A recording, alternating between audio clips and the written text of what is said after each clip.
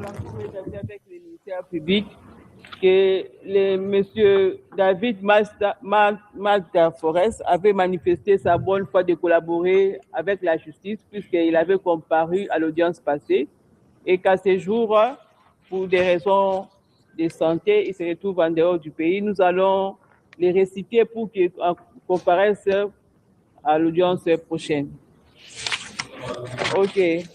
Il y a encore une autre citation, la citation à témoin. La citation à témoin du 14 mai 2026, instrumentée à l'égard de M. Moutamba, ancien ministre de la Justice et garde des Sceaux. L'exploit a été instrumenté à sa propre personne. Il y a la note du greffier qui gît dans les dossiers qui atteste qu'il a fait des déclarations suivantes. Il dit ceci: colonel, que ce soit la dernière fois de m'amener ce genre de documents ici. Prochainement, si tu m'amènes un document pareil, je vais faire un scandale. Qu'ils fassent ce qu'ils veulent, je suis déjà condamné, je ne viendrai pas comparaître. Ça, c'est la note d'huissier.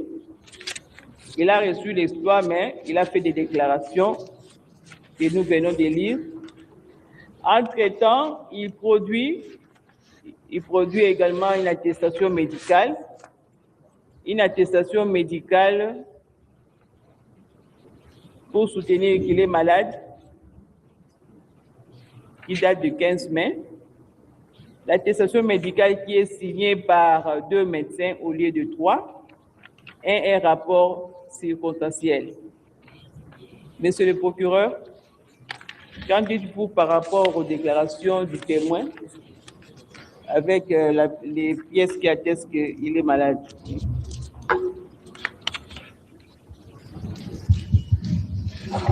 Nous remercions la Cour pour la parole nous accordée. Face à ce que moi je peux appeler aujourd'hui incident, du fait que un témoin pourtant régulièrement cité ne comparaisse pas. Tout à l'heure, nous avons pris parole et expliqué la chose à partir de la ratiologie du législateur lorsqu'il a l'intelligence de la loi du législateur lorsqu'il a prévu cette procédure. C'était que toute personne devrait, quelle que soit sa position par rapport à l'ossature d'un procès, collaborer avec la justice pour besoin de manifestation de la vérité, la collaboration.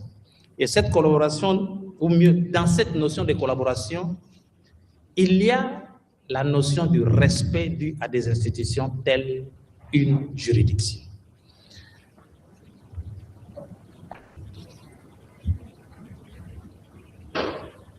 Lorsque les excuses présentées dans le cas premier, face à ces excuses, nous avions dit que c'était acceptable. Mais nous avions aussi argumenté pour dire qu'en présence de pièces versées, il n'y avait aucune pièce contraire attestant cette réalité de droit.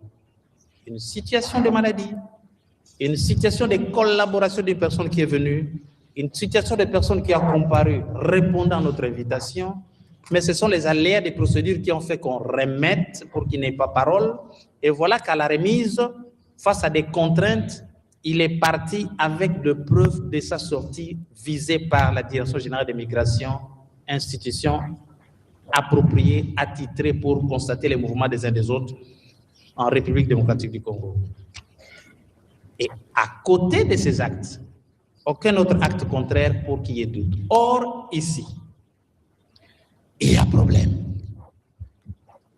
Nous avons des actes qui se repoussent.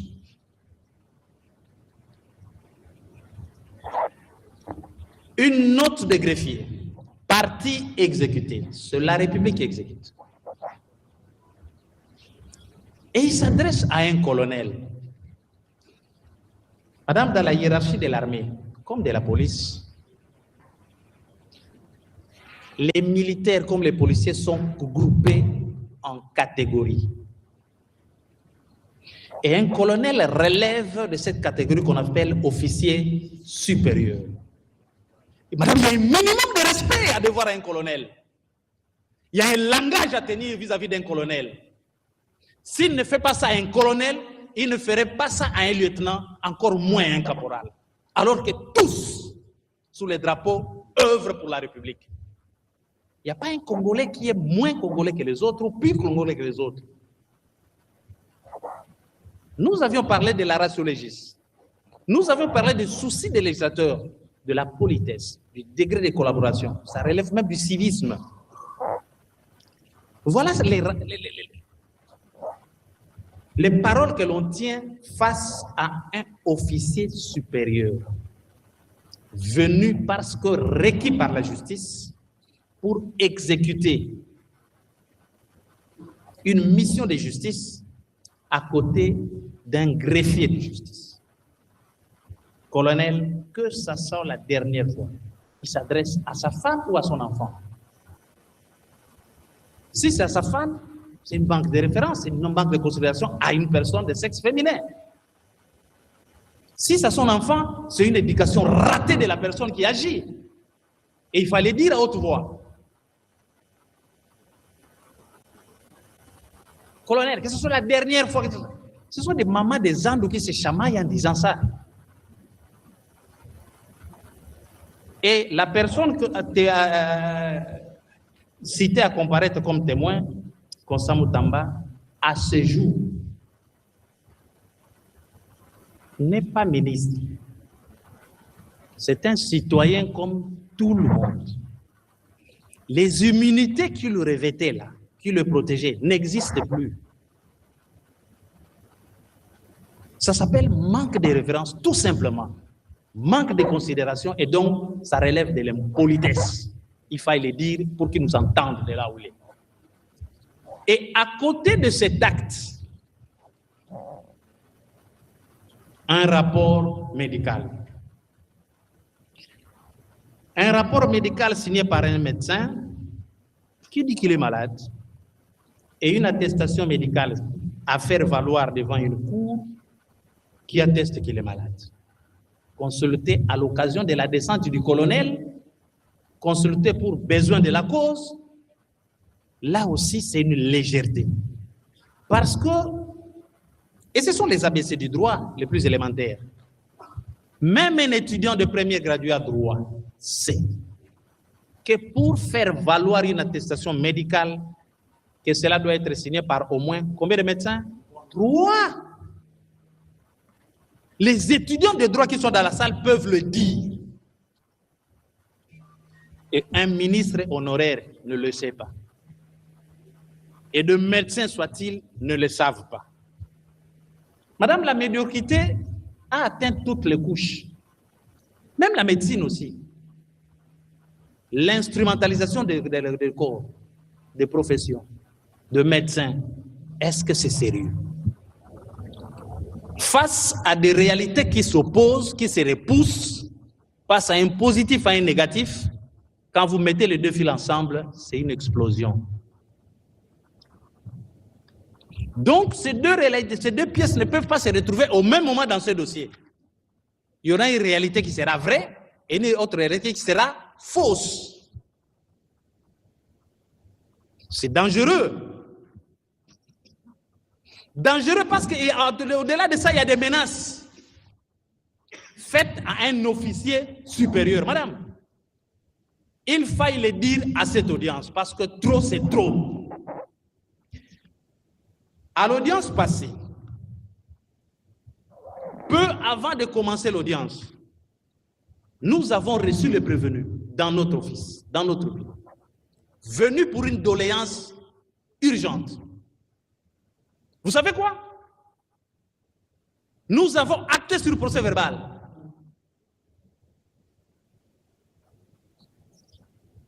qu'il est en danger de mort.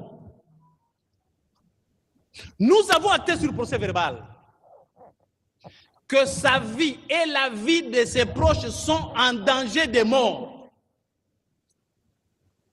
Nous avons acté sur le procès verbal qu'il reçoit des visites à la prison où il fait l'objet de menaces. Et nous allons vous dire par qui lorsque le moment viendra. À ces menaces, nous signaler avant l'audience, madame. Nous avions acté, l'audience a commencé, on a remis la cause à la date, je crois, de cette audience, où l'audience passée ici, le même jour de ces menaces, je dis bien le même jour, nous avons tous été à cette audience-là. Lorsqu'on a fini l'audience, le prévenu avait dit autrefois que depuis qu'il a quitté le bureau de Fivao, il n'avait plus accès pour avoir certains éléments de preuve qu'on lui donnait. Et à cette audience, il a déclaré haut et fort de cette tribune, pauvre garçon, qu'enfin il avait les pièces nécessaires pour le dire. Il a dit. Lui est en prison. S'il a des pièces, c'est soit son avocat, soit ses frères, ses proches, les familles qui gardent, qui constituent son bunker, qui se comportent comme un archiviste. Et de ces archivistes, c'est son frère venu de Kisanga qui était porteur de toutes ces pièces. Vous savez ce qui est arrivé à ce frère-là le même jour? Il est mort. On l'ignore quand on est en face des menaces. Ce garçon était ici, assis dans la salle, comme chacun de nous ici, et il est mort à la suite des menaces. Nous vous informons, c'est le moment de le dire, parce que trop, c'est trop. Il y a un dossier à part qui est ouvert. Les instructions sont dans les enquêtes continues. À ce jour, nous avons requis un médecin légiste pour nous déterminer sur le cause de cette mort. L'instruction est là. Le moment venu, nous allons nous prononcer. Et face à un colonel, à un officier supérieur qui est menacé, la République a le devoir de protéger ces gens. Ne plus jamais négliger des menaces dans des procès. On en a connu comme ça dans le passé et c'est assez. En langage militaire, on dit babetaka soda moko mais babetaka le mampingate. Je répète cette logique de réflexion ici. Ça ne peut pas se faire.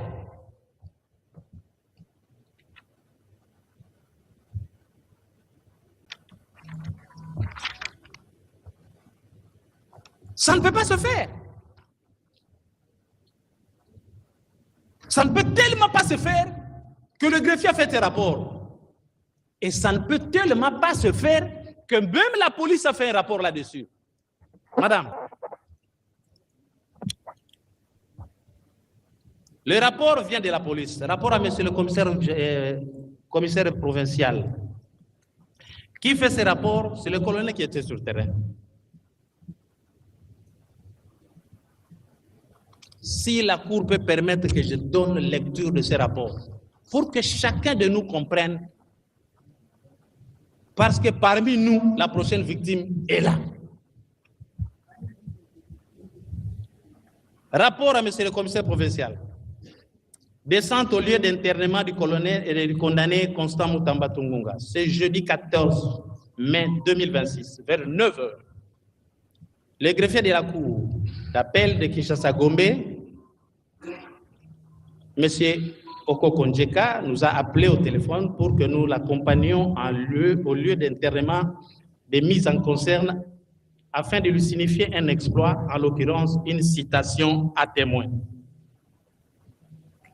Nous lui répondrons que cela entrait dans les prérogatives des greffiers. Aucune raison ne pouvait nous justifier notre présence, il nous a dit.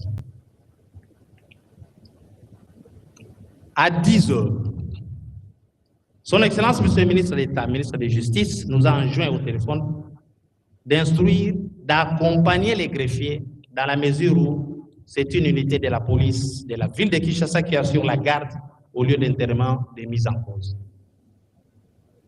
Là où il est gardé.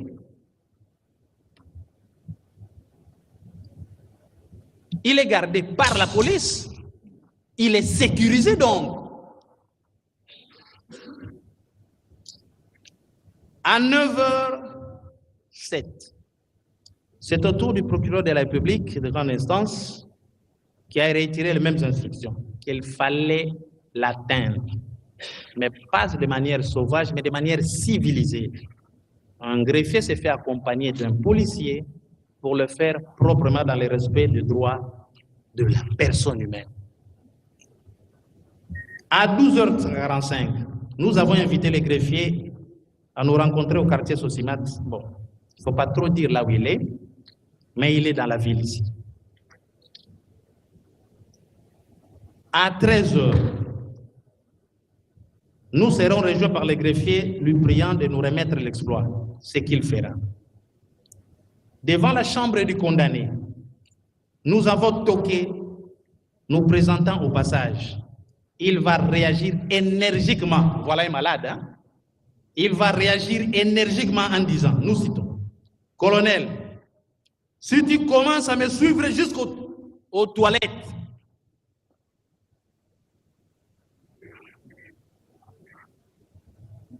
tu commences à me suivre jusqu'aux toilettes, colonel. Nous lui répondons que, venant de l'extérieur, nous ne pouvons savoir qu'il était aux toilettes.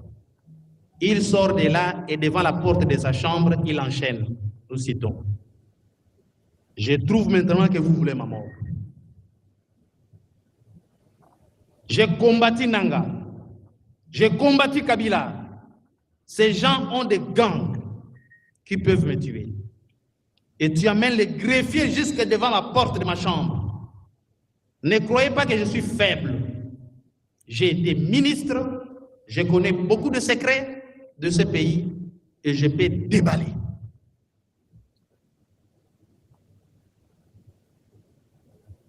« 3 heures. Sais-tu que nous nous sommes dit, sais-tu ce que nous nous sommes dit? Ne viens plus ici. » Il continue. Je me demande s'il faut déballer certaines insanités ici. Bref, voilà la personne que ces deux médecins présentent comme un malade, souffrant du cœur, incapable de parler, maigrichon. C'est pourquoi je dis, la médiocrité est en train d'envahir comme les cancers certaines professions. Et nous allons nous prononcer à temps utile. Nous avons besoin, au lieu de requérir, qu'on ait du temps de réfléchir, de sorte qu'à l'audience prochaine, qu'on vérifie d'abord l'opposition de ces actes qui se repoussent les uns les autres, tout en demandant à la Cour de considérer les menaces vis-à-vis de 1. Le pauvre prévenu. 2. Toutes les personnes qui peuvent être exposées. Et 3. Ce colonel. J'allais dire pauvre colonel, mais je ne le dis pas parce qu'il est un officier supérieur à qui la République doit beaucoup de respect, et même la Cour. Nous sommes contre des propos tels que renseignés dans ces rapports et adressés à une personne de ce rang-là, un officier supérieur. Madame, nous avons côtoyé les militaires, nous avons fait Kananga, on a vu les faux, on a vu plusieurs institutions militaires, on connaît des camps militaires, on sait ce que c'est le respect au sein de l'armée. Mais quand un civil, du reste ministre honoraire, ne respecte pas un militaire, un officier supérieur, c'est grave. On en tiendra compte. Et nous allons capitaliser cette attitude lorsque, dans l'évolution des dossiers qu'on a ouverts, on aura des preuves supplémentaires pour charger utilement. Nous avons dit et vous remercie. Ok, la Cour vous remercie. On peut avoir les pièces.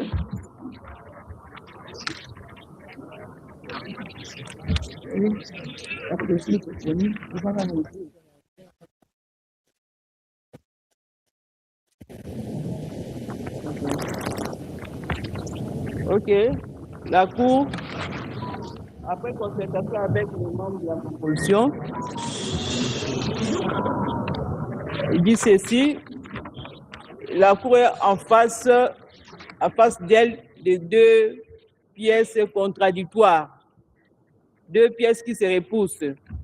La première atteste bien que monsieur n'est pas malade, puisque les rapports faits par les greffiers montrent que le monsieur a de l'énergie, donc monsieur Moutamba, il a de l'énergie, il a de la force, puisqu'il se met à menacer même un colonel. Et de l'autre côté, il se rebuffe pour annexer et produire dans les dossiers une attestation médicale qui prouve qu'il est dans un état qui ne lui permet pas de se présenter devant la Cour. Dans sa sagesse, la Cour se réserve le droit de vérifier effectivement la réalité pour qu'ils prennent des dispositions qui s'imposent conformément à la loi. Et pour l'instant, on ne pourra que poursuivre l'instruction de la présente cause. OK. Nous allons prendre les témoins de la Raobank.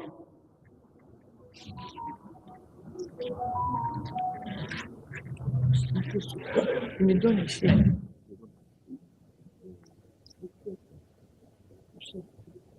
Les témoins de la Raobank.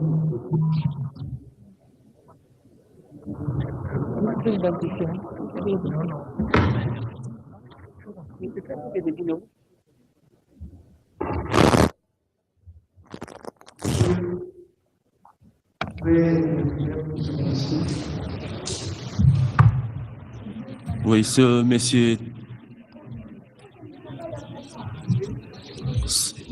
Parlez-vous. Vous êtes la Cour? Vous êtes la Cour?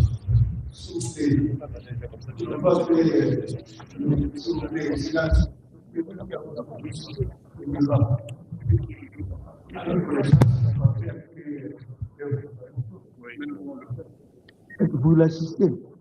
Vous ne pouvez pas l'assister. Vous ne pouvez pas, s'il vous plaît. S'il vous plaît. Vous n'allez pas assister un témoin ou un expert. Vous n'allez pas l'assister, s'il vous plaît. Oui? Oui, non. Mais il n'y a aucune disposition légale qui interdit qu'un expert puisse être assisté. C'est un expert, ce n'est pas un témoin. La citation qui lui a été parvenue, c'est une citation à expert. Et il a un droit fondamental de se faire assister par un avocat. Je ne comprends pas la citation de l'autre côté. Dites-moi une seule disposition du Code de procédure civile qui interdit à un avocat ou à un expert de se faire assister. Dites-le-moi. Vous qui connaissez les ABC déjà. Oui, monsieur le Président. Autre réaction? Réaction? Votre honneur, merci pour la parole accordée. Dans cette profession, il y a la loi et il y a la pratique. Votre honneur, dans la pratique judiciaire, un expert n'est pas assisté parce qu'il doit donner son expertise. Il sera assisté sur base de quoi? Nous avons dit votre honneur. Monsieur le procureur général, vous voulez... Non, vous avez déjà parlé. Monsieur le procureur général,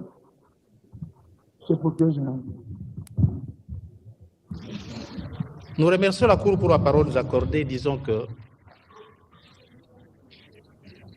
toute audience a un caractère pédagogique. C'est pourquoi nous ne soutenons pas la manière de répondre devant une juridiction qui consiste à emprunter la logique des mathématiciens et répondre par un oui ou par un non. En droit, on explique. En droit, tout est logé dans le verbe et tout s'exprime dans le verbe. Si la personne qui comparaît là devant la cour, c'est la cour qui a envoyé une pièce. Quelle est cette pièce? C'est une citation à expert. Donc, dans cette tête qui comparait, il y a des notions que le commun de mortel n'a pas. Dans cette tête qui comparait, j'allais dire, et c'est une redondance, comme expert, il y a des réalités que seul au monde lui connaît, parce qu'expert. Et puisqu'expert, un avocat qui est généraliste de droit comme moi, de connaissances comme moi, mais spécialiste en droit, un avocat est spécialiste en droit, mais il est généraliste dans les autres domaines. C'est ça un intellectuel. Un intellectuel connaît tout, mais pas dans tout. Un intellectuel complet, j'allais dire, dans son domaine connaît tout et dans les domaines des autres a des informations. C'est pourquoi dans ce domaine bancaire, dans la salle ici, dans l'ossature de ce procès, ce monsieur est le seul à répondre à des questions qui lui seront posées. L'avocat, un avocat, appelé à veiller sur les intérêts de son client. Ici, sur les intérêts de l'expert, nous disons que les intérêts de l'expert ne sont même pas menacés. Parce que ce n'est pas le procès de l'expert, pauvre expert. D'ailleurs, sous d'autres cieux, les experts sont rémunérés. Mais on n'a rien pour le faire. Donc, que l'avocat prenne son mal en patience, que l'avocat s'asseye et que l'avocat laisse l'expert dire ce que vous et moi et l'Assemblée ne sait pas maîtriser et que seul l'expert peut dire. C'est un spécialiste. Comme ses intérêts ne sont pas menacés, quoi de plus normal que les juristes moyens comprennent que son assistante est donc inutile. Nous avons dit et vous remercie. Merci beaucoup, M. le procureur général. Et voici la position de la Cour. En effet, la Cour fait observer que l'assistance d'une partie au procès par un conseil résulte de la volonté du législateur d'assurer les droits de la défense à une partie, bien entendu, au procès. Un témoin, un expert, n'est pas une partie au procès. Et donc, l'assistance d'un avocat pour ce dernier n'est pas démise. De ce fait, maître, la Cour vous prie de vous retirer de la barre. Monsieur, vous pouvez décliner votre identité. Monsieur Tayeli Moulouel Patrick. Parlez voix, s'il vous plaît. C'est Monsieur Tayeli Moulouel Patrick. Tayeli Moulouel Patrick. Moulouel. La question là, s'il y a un problème de... Vous pouvez vous aider à remettre. Oui, vous êtes né où? Avec votre honneur, Madame la Présidente, sous votre autorisation, comme la citation à expert a été faite de manière écrite parce qu'on était absent lors du procès précédent, nous allons procéder à sa lecture pour nous permettre de rester dans le cadre. Ah, ok. J'ai donné les éléments. Le procès est oral, parlez. D'accord, merci. Madame la Présidente, nous avons suivi... Déclinez votre identité, monsieur. Oui, j'ai donné le nom. Parlez. Monsieur Tayeye Moulouel Patrick. Oui, vous êtes Pardon? né. Je suis né à Kinshasa le 18 février 1989.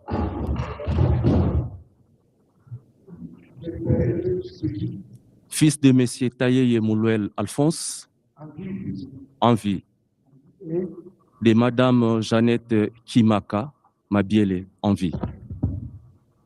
Votre état civil, Je suis marié, père de 4 enfants. votre profession, Je suis agent à la Robank, comme gérant Vous êtes gérant à la Robank. à la Robank. Et l'agence, Agence de Kisangani. agent de Kisangani. Votre lieu de résidence, Kisangani. donnez la précision. Adresse numéro 37, 8e armée, commune Makiso. Ça va?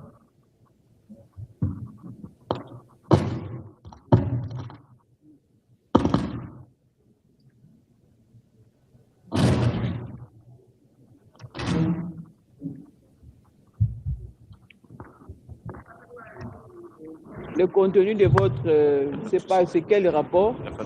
Vous êtes devant la cour va vous poser des questions et les parties auront également à faire poser des questions. Voilà. Vous êtes agent à la Rabank depuis quelle année? Non, 2018. Le 10 avril 2018.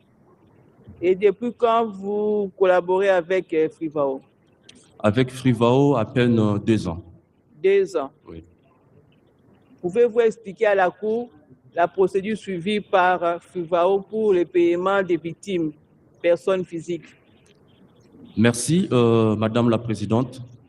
Nous sommes dans le processus d'indemnisation individuelle qui concerne les personnes physiques.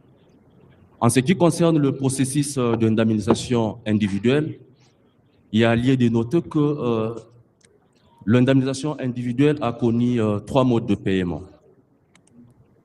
Dans ces 3 modes de paiement, nous avons le paiement par crédit compte, nous avons le paiement par mise à disposition et nous avons la paye manuelle.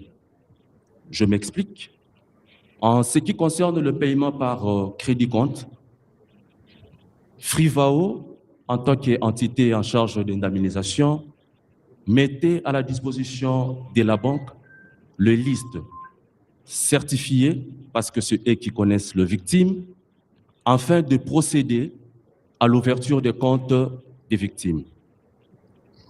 Après ouverture des comptes, la banque remet cette liste de comptes ouverts chez Frivao pour une contre-vérification. Après contre-vérification, Frivao, qui à son tour est censé remettre cette liste à la banque pour son exécution, doit devoir mettre le numéro de compte, les noms de la personne, la catégorisation du victime, les montants à payer. Et cette liste est accompagnée d'un ordre de virement que la banque exécute. Là, c'est le premier mode de paiement. Et ce mode de paiement a connu des difficultés suite à un nombre croissant de certifications de victimes. Et Frivao va ainsi nous saisir pour dire qu'il propose un deuxième mode de paiement qui est le paiement par mise à disposition. Le paiement par mise à disposition consiste à payer une personne tout en recevant un code unique par SMS. Et avec ce code unique, la victime qu'il reçoit passe à la banque pour percevoir l'argent. Je m'explique. Comme je l'ai dit tantôt, Frivao va émettre une liste reprenant les noms des victimes parce qu'il les connaît, la catégorisation, le numéro de téléphone transmis par la victime elle-même auprès de Frivao, ainsi que le montant à payer. Cette liste est accompagnée d'un ordre de paiement. Et la banque exécute. Une fois exécutée, la victime reçoit un code via son téléphone par SMS et doit se présenter à la banque, néanmoins sa pièce d'identité et le code qu'il a reçu par SMS pour se faire servir. Là, c'est le deuxième mode de paiement. Et de là, nous allons passer au troisième mode de paiement après avoir connu quelques difficultés d'ordre opérationnel, parce qu'il y avait deux fois des victimes qui supprimaient le SMS, parce qu'ils ne savaient pas qu'il s'agit d'un code, parce qu'il doit être payé, et nous sommes passés par la paye manuelle. Par la paye manuelle, Frivao établi une liste. La liste reprend le nom de la personne, de la victime à être payée ou des victimes à être payées, sa catégorisation, les montants et une case réservée pour la signature de la victime. Après avoir établi cette liste, Frivao va émettre un chèque au porteur à la disposition de la banque. Et le chèque au porteur est toujours accompagné de cette liste. La banque exécute l'ordre de Frivao sur base de chèque récit et décaisse les fonds. Et les fonds sont ramenés avec le porteur du chèque et la personne commis au paiement, les caissiers, pour aller faire le paiement sur site à l'enceinte des Frivao. Parce qu'il y avait un guichet qui était érigé dans l'enceinte de Frivao. Et ce sont les 3 modes de paiement qu'a connu Frivao dans le cadre de l'indemnisation individuelle. Merci. OK. Les revenus au mois de janvier 2025, il avait acquitté un chèque de montant de 250 000 à son nom pour la paye des victimes au niveau des Frivao. Vous le reconnaissez? Bien sûr. Voilà. Il avait acquitté les chèques. Ça signifie quoi? Merci, Madame la Présidente. Nous sommes devant un chèque au porteur. Nous l'avons bien spécifié lors de notre 3e mode de paiement. Le chèque peut être nominatif ou ça peut être au porteur. Je m'explique. Un chèque nominatif, c'est un chèque où on a désigné déjà le nom du porteur sur le chèque. Là, c'est l'hypothèse, la première hypothèse. Dans le deuxième, c'est quand on écrit seulement porteur. Porteur, c'est-à-dire plusieurs personnes peuvent acquitter derrière, c'est-à-dire un tiers peut acquitter si l'autre est empêché. Dans les cas d'espèce, nous sommes devant un chèque nominatif, un chèque qui porte le nom de M. Chansard Bolukola. Je l'ai dit tantôt, tout décaissement de fonds pour les cadres d'indemnisation devrait se faire accompagner d'une liste. Sauf erreur de ma part, ce chèque de 279 000 a été bel et bien acquitté par M. Chansard Bolukola dans le cadre de l'indemnisation individuelle d'une liste de 141 personnes, si j'ai encore une bonne mémoire. Merci. Okay. Donc, dans les cas d'espèce, il s'agit d'un chèque nominatif. Nominatif. Il y avait les noms de M. Chansard Bolukola qui étaient inscrits sur les chèques. En acquittant les chèques, oui. Il avait perçu l'argent ou pas? En acquittant les chèques, comme je l'ai dit tantôt, lorsque les retraits se font pour les cadres d'indemnisation, les porteurs doivent mettre à la disposition du caissier commis à l'indemnisation les fonds. Il a acquitté, les fonds est sorti, mais qui n'a pas été mis à sa disposition, mais à la disposition de la personne censée faire l'indemnisation sur le site.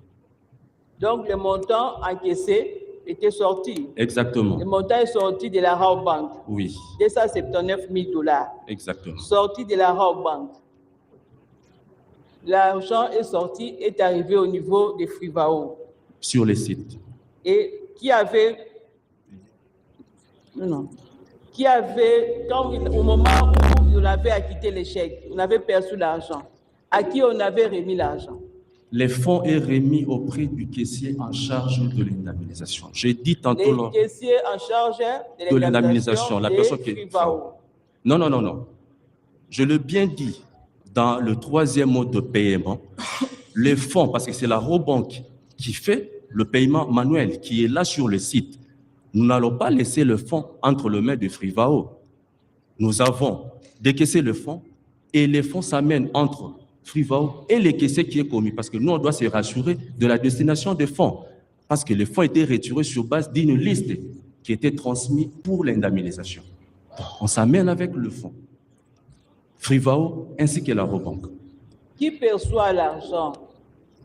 qui perçoit l'argent Le oui, porteur à du la chèque, banque. le porteur du chèque qui reçoit les fonds le met à la disposition de la personne qui est commis au paiement de l'indemnisation des victimes sur le site Dans Frivao. les cas d'espèces Oui. qui avait encaissé les fonds, Non, madame, le nom de la personne qui a encaissé les fonds, elle est de la banque ou bien de Frivao? les porteurs d'abord, qui est M. Chansard Bolukola, c'est lui qui acquitte. Donc, le fonds est censé être auprès de M. Chansard Bolukola. Oui. Mais comme il s'agit de l'indemnisation et que c'est la banque qui s'est fait comme caissier Vous pour allez le payer. plus vite, on voudrait savoir, l'argent est sorti. Oui. Qui avait transporté l'argent? C'est la banque qui a... des Frivao. C'est la banque qui a transporté C'est la l'argent. banque. Exactement. Voilà. La banque ne pouvait pas payer directement là-bas à la banque et il s'amène au niveau des Frivao. Il commence à payer les victimes avec une liste établie par Frivao. Exactement. Pourquoi vous n'avez pas établi, vous n'avez pas payé sur une liste avec en tête de la banque? Non, non, nous ne pouvons pas payer avec une liste portant en tête de la banque parce que la banque n'est pas l'entité qui s'occupe de l'indemnisation. Nous, on est... Du mal à vous saisir, hein. Je dis ceci, le paiement ne peut pas se faire sur une liste portant en tête de la banque parce que les listes proviennent de Frivao. Ce sont eux qui connaissent les victimes, ce sont eux qui ont certifié le liste et le liste doit normalement porter l'entête de Frivao. Et cette liste est détenue entre les deux parties. Parce que sur site, Frivao avait les enquêteurs mis à la disposition de la banque pour se rassurer que la personne qui vient toucher l'argent est la vraie victime. Parce que nous, on ne connaît pas la victime. Nous, on est juste la caisse pour servir le fonds. D'où... Alors, puisque l'enquête porte les noms de Frivao, Oui. comment est-ce qu'on va faire la traçabilité à la banque? Nous détenons aussi notre liste portant les signatures de personnes qui ont reçu le fonds ainsi que leurs pièces d'identité. Parce que dans le processus de la paie manuelle, lorsque la victime se présente pour encaisser le fonds, il est censé signer sur la liste portant l'entête de Frivao qui se trouve à notre niveau, ainsi que la copie de sa pièce d'identité. Bien sûr, après avoir été appelé par les enquêteurs mis à notre disposition, certifié que c'est la bonne personne, et nous, on libère le fonds. Ok. Monsieur le procureur, vous avez des questions? Nous remercions la Cour. À ce stade de débat, nous avions dit que nous avions devant nous quelqu'un qui avait des connaissances que la plupart dans la salle n'ont pas. Nous sommes plutôt curieux d'encaisser. Et après analyse, après encaissement, nous allons analyser et ça va forcer. Ça va venir. Oui, la République.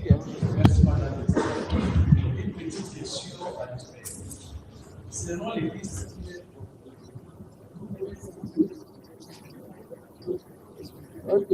Vous avez compris la question de la République. Qui devrait certifier la liste des Frivao? Merci, Madame la Présidente. Ce qu'il faut savoir au niveau des Frivao, il y avait toute une commission spéciale en charge de certification de victimes.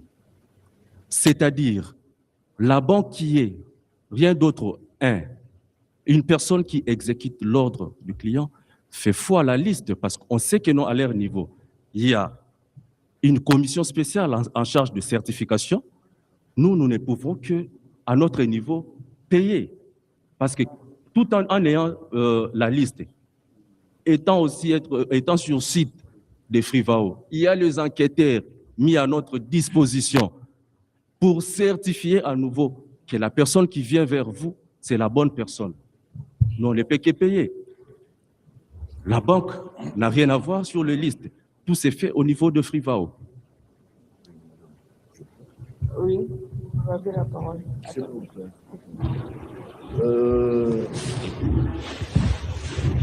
Expert, Oui. après ce travail, à votre niveau, un rapport a-t-il été dressé? Si oui, vous l'avez? Merci. Après l'indemnisation, suivant les montants qui nous a été informés par Madame la Présidente, un rapport a été effectué à Frivao par mail et nous avons aussi fait le rapport déposé auprès de Frivao que nous détenons. Est-ce que vous l'avez ici? Bien sûr, Oui, si vous on peut pouvez nous apporter. publier cela.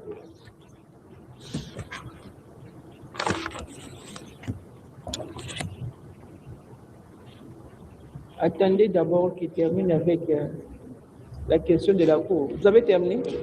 Si, si. Ok. On lui apporte... Il demande la preuve. oui. Oui. Produisez les rapports.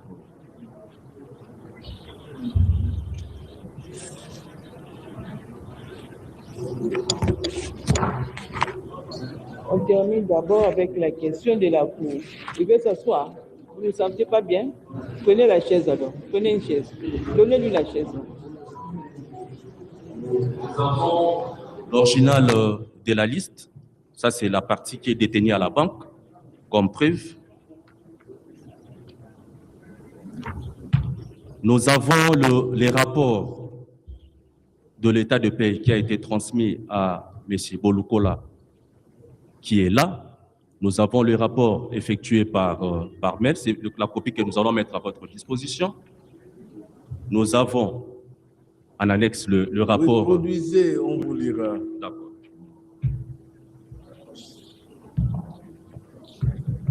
Non, ça c'est un nom, je sais pas.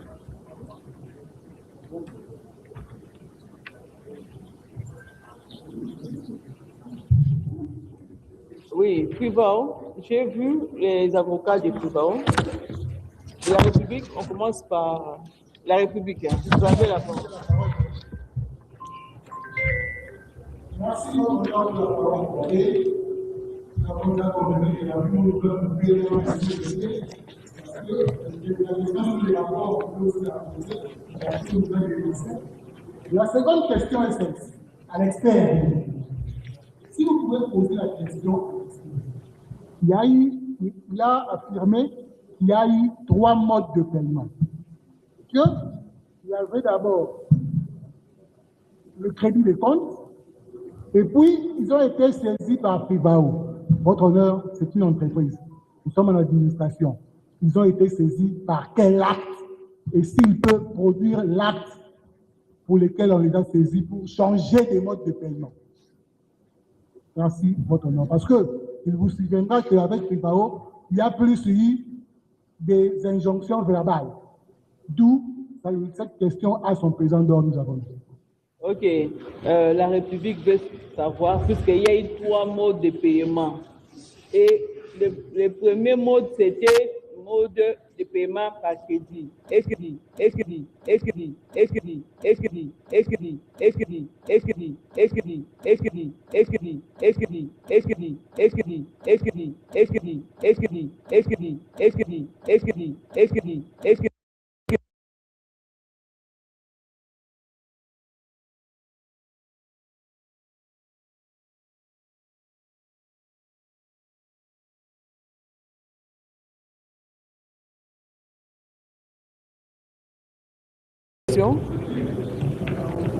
Frivao, vous avez la parole.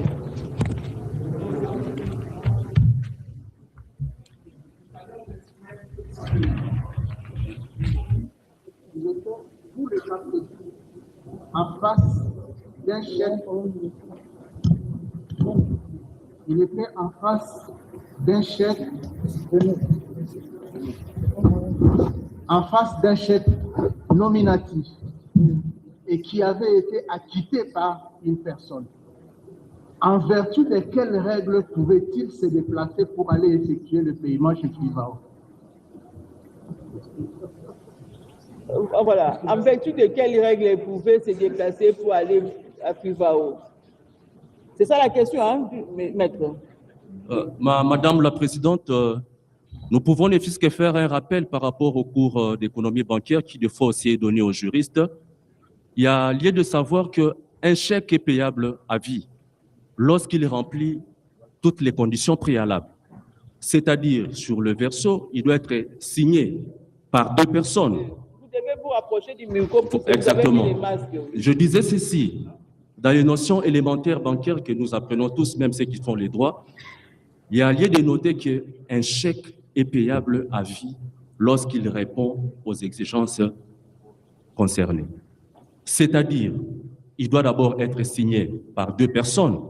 Il y a le coordonnateur, il y a le financier. Mais aussi, lorsqu'on met les noms du porteur pour acquitter un chèque, il n'y a aucun problème. C'est d'ailleurs dans la règle qu'on doit avoir les noms de la personne qui doit acquitter le chèque. S'il n'y avait pas le nom de la personne qui peut acquitter le chèque, on peut comprendre que n'importe quel porteur pouvait bien encaisser les fonds et partir avec. Donc, pour dire que les coordonnateurs n'avaient pas le droit de pouvoir acquitter un chèque alors qu'il est une personne habilitée, il avait la signature dans les comptes. C'est contradictoire. Expert, là, vous voulez comprendre, Oui. c'est à quel moment il y a eu changement de tous ces modes-là. Vous avez quitté le premier mode de paiement au deuxième mode. Au deuxième mode de paiement, au troisième mode. Oui. C'est pendant le temps que le coordonnateur gérait ou bien c'était avant lui? En fait, lors de la première coordination, il y avait le paiement par crédit compte. Lorsque la première coordination, parce qu'il y a eu 2 coordinations, c'est que je sache. Oui, oui. Il y avait paiement à crédit, c'est ça? Dans les deux coordinations, il y avait le paiement par crédit compte. Oui. Voilà. Mais les autres modes, les 2 modes qui se sont suivis, c'est avec la coordination Chansard Donc Boloko. c'est à l'arrivée des Chansards qu'il y a eu 2 modes de paiement. Non, non, non. Les 3 modes de paiement. Je dis, dans les 2 coordinations, il y avait les 2 modes de paiement. C'est quand il y a eu des difficultés en ce qui concerne la certification des victimes. C'est-à-dire, le nombre de victimes évoluait beaucoup plus vite par rapport au processus d'ouverture des comptes au niveau de la banque. C'est pas bien, hein? Oh là là. Avec votre masque là. Sinon, on va se mettre à se répéter à chaque fois. D'accord, je m'explique. Je dis ceci. Même pendant la coordination de M. Chansard Boloko, là, il y avait toujours le paiement par crédit compte. C'est quand nous avons connu des problèmes. Donc, lui, il a trouvé le paiement par crédit compte. Il a trouvé. Et il a évolué le Exactement. paiement à crédit compte et à la mise à disposition. Exactement. Voilà. Donc, c'est sous la gestion des Chansards. Exactement. Voilà. Alors, on peut avoir, quand il vous a adressé les correspondances, c'était par rapport à quoi? Puisque la première coordination n'avait qu'un seul mode de paiement. Et il a géré la situation jusqu'à ce qu'elle soit suspendue. Mais il commence à changer à chaque fois les modes de paiement jusqu'à arriver au mode de paiement manuel. On peut avoir des correspondances. Qu'est-ce qui l'avait motivé pour faire des changements jusqu'à payer sous mode manuel? Je l'ai expliqué, Oui. qu'il y avait un nombre croissant de certifications de victimes à leur niveau. Ok. C'est-à-dire, à l'ancienne coordination, je suppose que peut-être qu'il y avait que 1000 victimes certifiées. On peut les contenir. Mais par après, si on se retrouve, on a 5000 victimes et il faut ouvrir 5000 comptes. On va l'ouvrir quand? Ils ont posé un problème, ils nous ont écrit pour dire non, nous avons un nombre important de personnes certifiées et nous ne savons plus nous contenir par rapport à la pression qu'on reçoit. Et ils nous ont saisi par écrit. Voilà. Donc, ce n'est pas la Banque qui avait trouvé cette difficulté-là. Et c'est la coordination qui avait constaté qu'il y avait cette difficulté-là de passer par ce mode de paiement. Et ils vous ont proposé un autre mode. Exactement. Exactement. Alors, sous l'ancienne coordination, il n'y avait que 1000, vous avez dit combien de victimes? Non, je ne sais pas en termes de chiffres parce que, à ce que je sache, la certification des victimes au niveau de Frivao. Vous venez de dire tout à l'heure que s'il y avait eu changement de mode de paiement, c'est parce qu'il y avait augmentation des nombres. Selon la correspondance récit de Frivao. Exactement. Okay. Est-ce que la Banque, devant cette augmentation, est-ce que vous trouvez une difficulté à payer ces victimes sous l'ancien mode de paiement?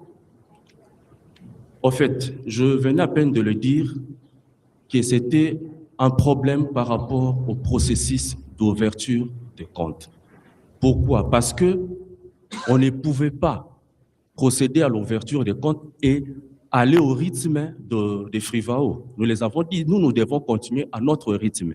Si vous pensez que non, à notre mode de paiement ne convient pas ou vous avez des difficultés à votre niveau, dites-nous qu'est-ce que nous pouvons faire. Ils sont venus vers nous, ils avaient peut-être des conseillers, ils avaient aussi leur cabinet, qu'ils ont proposé un autre mode de paiement. Et nous avons été saisis par écrit et nous avons la correspondance avec nous.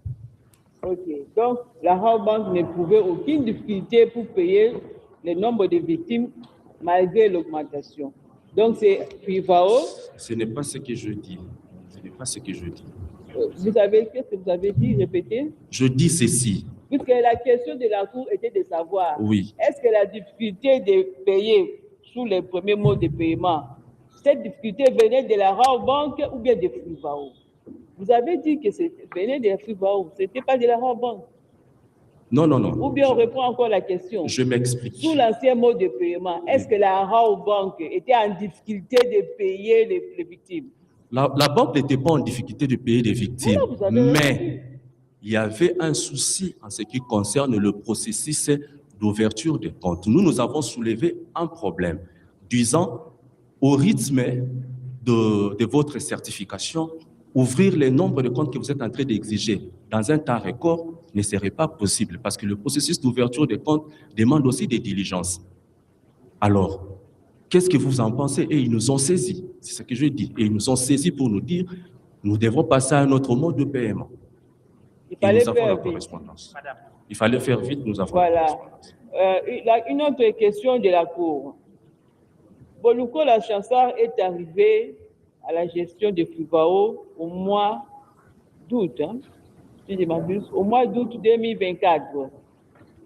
Et au mois de janvier, puisqu'il est poursuivi pour le chèque qu'il avait acquitté au mois de janvier 2025. Août 2024, janvier 2025, autant d'augmentation du nombre de victimes et trois modes de paiement. Bon, en tant qu'expert, comment est-ce que vous allez juger un peu cette façon, cette augmentation des victimes, alors que vous avez à gérer à l'époque de l'ancienne coordination, rien que 1000 victimes? Madame la Présidente, il y a lieu de noter que le processus de certification ne dépend pas de la Bank. Et nous ne sommes pas censés savoir comment est-ce que les nombres de certifications ont augmenté rapidement. J'avais dit tantôt qu'il y avait une commission qu'ils avaient mis à leur niveau. C'est peut-être qu'avec le travail de cette commission qu'ils ont accéléré le processus de certification. Là, je ne sais pas. Nous, la banque, nous faisons juste face à de listes de personnes à indemniser qu'on met à notre disposition. Il y a une correspondance et on se limite à ces niveaux-là. Savoir pourquoi il y a eu accroissement du nombre de victimes et combien de victimes on devrait en avoir, là, ce n'est pas nous, c'est la coordination, c'est Frivao. Voilà.